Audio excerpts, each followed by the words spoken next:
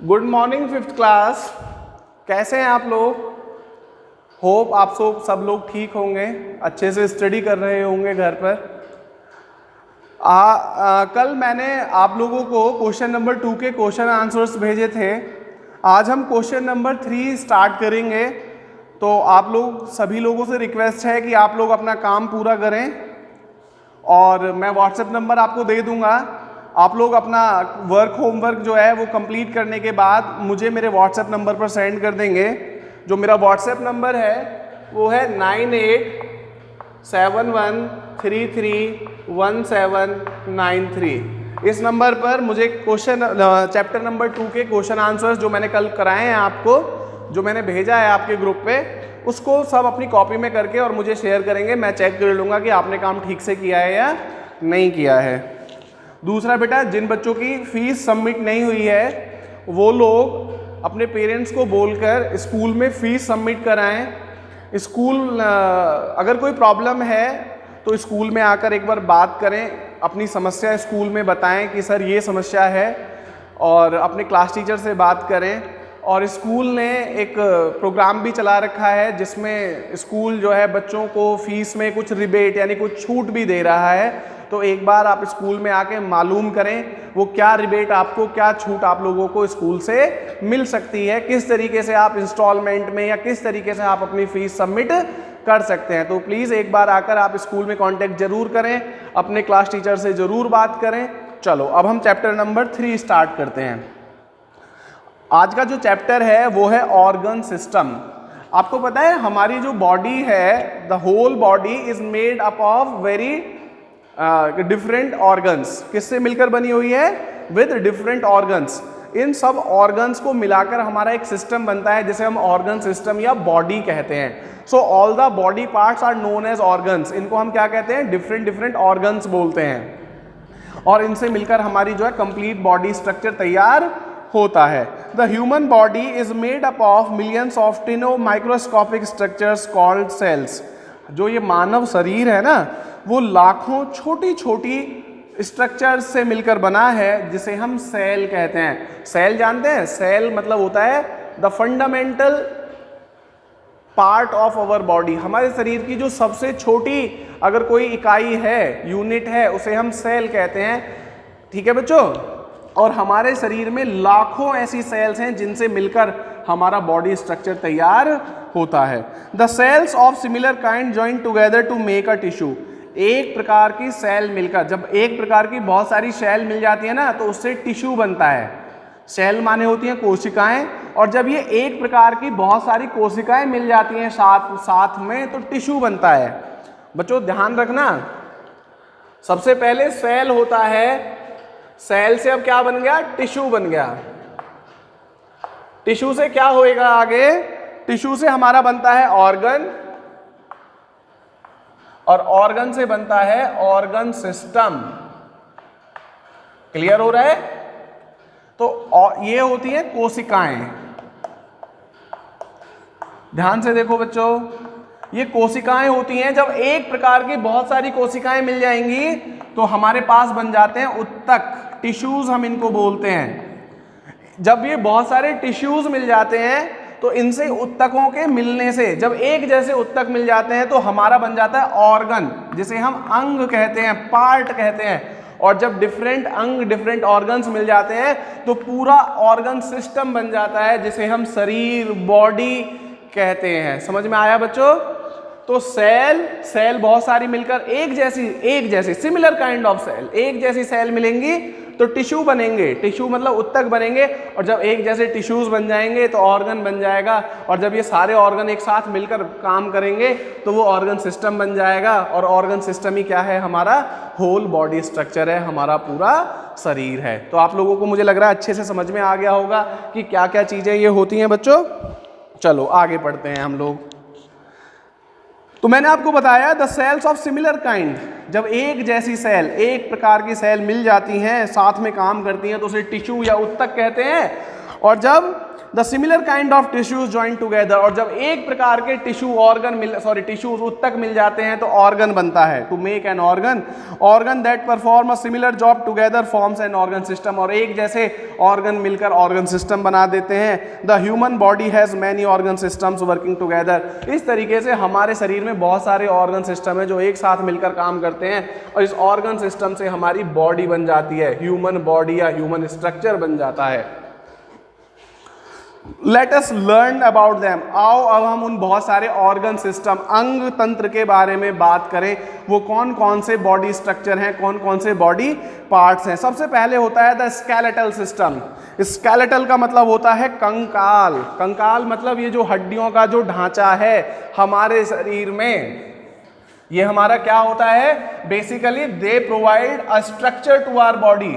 अगर हमारे शरीर में हड्डियां नहीं होंगी तो हम खड़े नहीं हो सकते, हम चल फिर नहीं सकते, हम घूम नहीं सकते, हम एक्सरसाइज नहीं कर सकते, हम हंस नहीं सकते। तो क्या होगा, मीट का एक लंप रह जाएगा। अगर हमारे शरीर से हड्डियों को निकाल दिया जाए तो मांस का एक लोथड़ा रह जाएगा जिसमें कोई भी मूवमेंट होना संभव नहीं हो पाएगा। तो हमारा जो स्केलेटल सिस्टम है ये क्या करता है, हमारे बॉडी को एक साइज, एक शेप प्रोवाइड कराता है। तो पहला जो आया आज हमने पढ़ा स्केलेटल सिस्टम। स्केलेटल सिस्टम, इसे हम कंकाल बोलते हैं। क्या बोलते हैं, कंकाल। बच्चों ढंग से पढ़ना, बहुत अच्छा चैप्टर है, बहुत सारी नॉलेज आप लोगों को मिलेगी इस चैप्टर से। The skeletal system is made up of bones. Bones माने होती हैं बच्चों हड्डियां।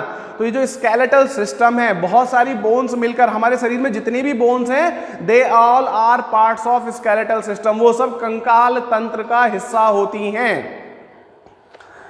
Bones are hard and give a proper shape and support to our body. Bones जो हड्डियां जो होती हैं बहुत स्ट्रांग होती हैं, बहुत हार्ड होती हैं, सख्त होती हैं।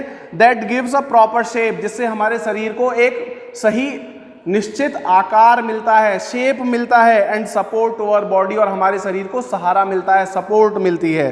We are able to stand straight, हम सीधा खड़े हो सकते हैं, सिट बैठ सकते हैं, वॉक चल सकते हैं, रन दौड़ सकते हैं with the help of our bones. अगर हमारे शरीर में हड्डियां नहीं होंगी तो ये सब काम हम नहीं कर सकते। हम घूम नहीं सकते, हम चल नहीं सकते, हम फिर नहीं सकते, हम बैठ नहीं सकते, उठ नहीं सकते, अगर हमारे शरीर में हड्डियां ना हो। Bones also protect delicate internal organs such as the brain, heart, lungs and kidneys from physical damage.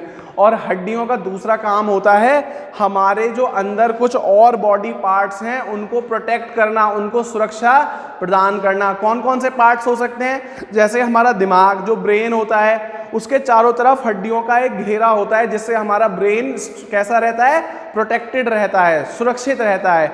हमारी किडनियां हैं, हमारा लिवर है, हमारा हार्ट है, लंग्स हैं, ये सब क्या होता है, हड्डियों के अंदर दबे हुए रहते हैं, सुरक्षित रहते हैं।